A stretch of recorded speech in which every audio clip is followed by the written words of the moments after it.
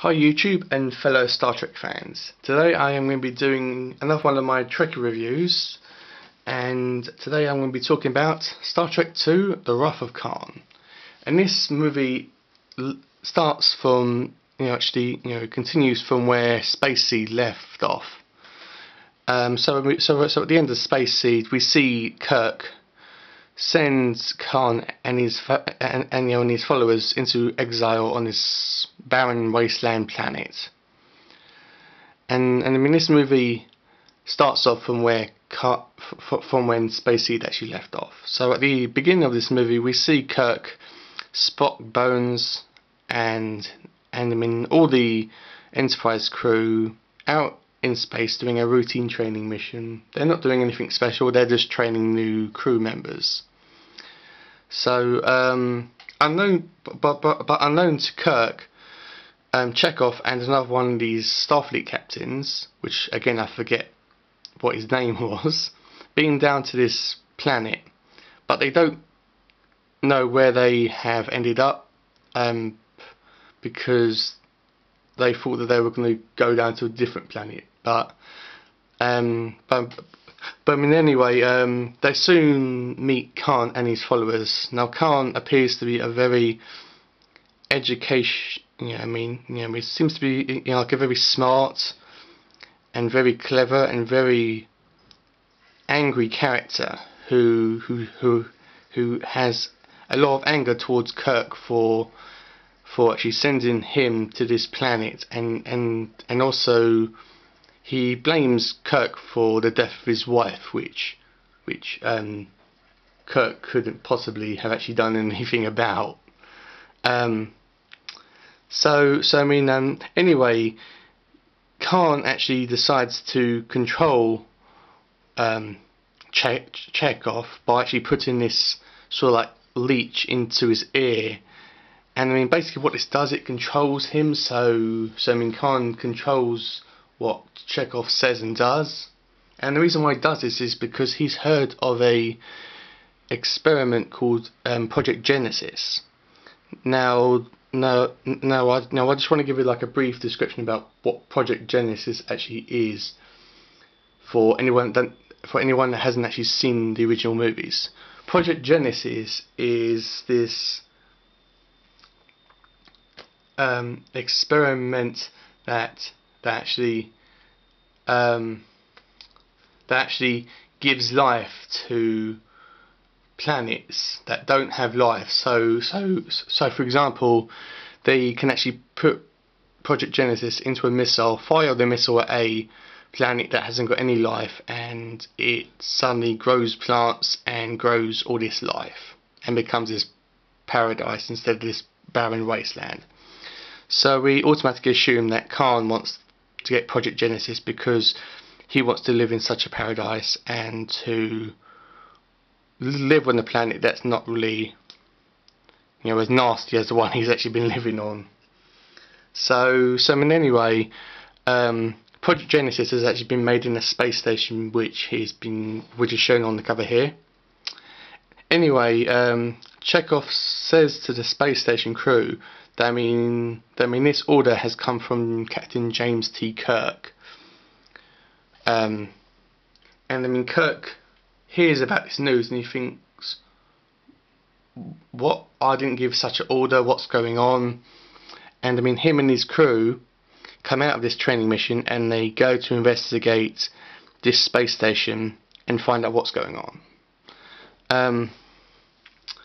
At this point, in the story, sorry, I'm actually just trying to actually remember what happened.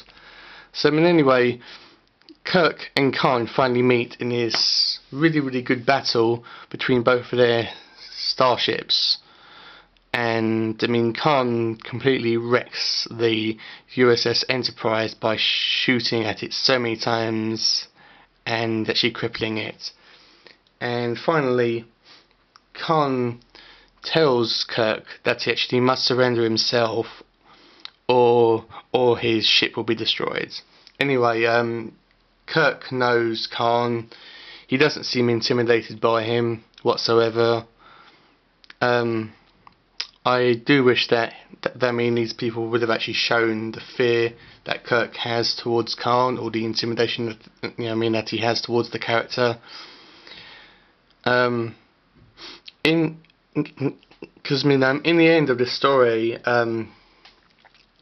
Khan, in his final battle, like amongst the Enterprise ship, damages it so much that Spock has to make a choice whether to watch his fellow captain and his crew and his ship be destroyed, or to actually save his crew.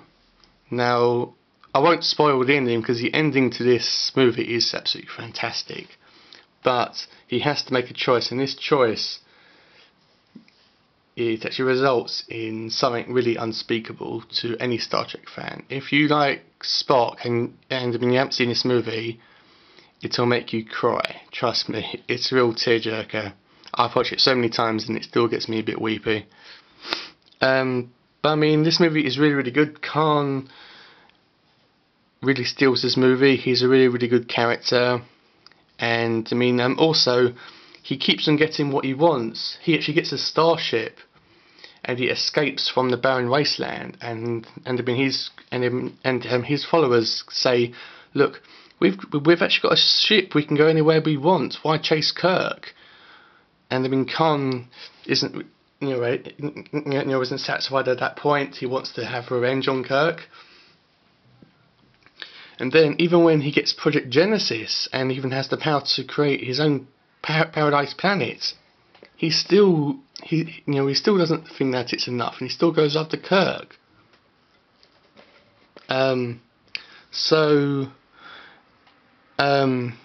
We still don't know what he wants, but this is a story that actually revolves around revenge between Kirk and Khan, and it's really, really good. I can't state that enough. To most Star Trek fans, this is their #1 movie to actually watch. But to me, this isn't my favourite Star Trek movie, even though it's really, really good. It's got loads of action in it. This will probably be my 5th Star Trek favourite movie. It's really, really good. If you've never seen Star Trek before the original series, this is a good movie to start off with. You don't have to watch Spacey to understand this movie, but it does help to actually tell the background story, but it's not really needed.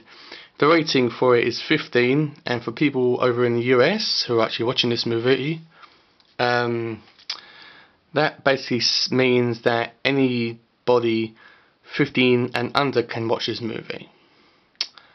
But again, I would probably think it's a PG now, because the rating for this is probably old, and you should probably watch it before your kids do and make a decision on that.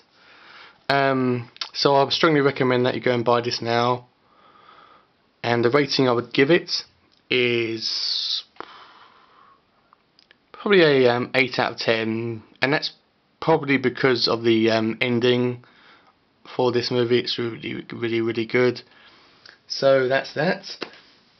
Later I am going to be actually reviewing one of the Doctor Who episodes, which I've been meaning to watch, which is called Dinosaurs on the Spaceship. It's not my favourite, but I'll watch it tonight and actually make a little video about it.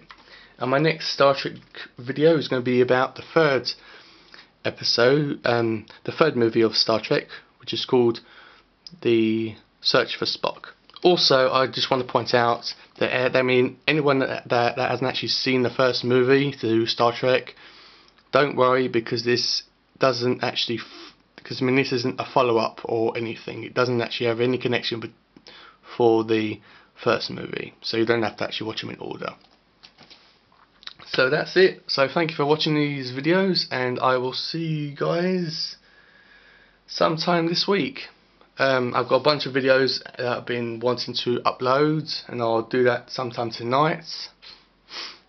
And if you've got any comments, any feedback, any episodes that you want me to review, just send me some comments and I'll do some videos of them. So thank you for watching, and I'll see you guys sometime this week.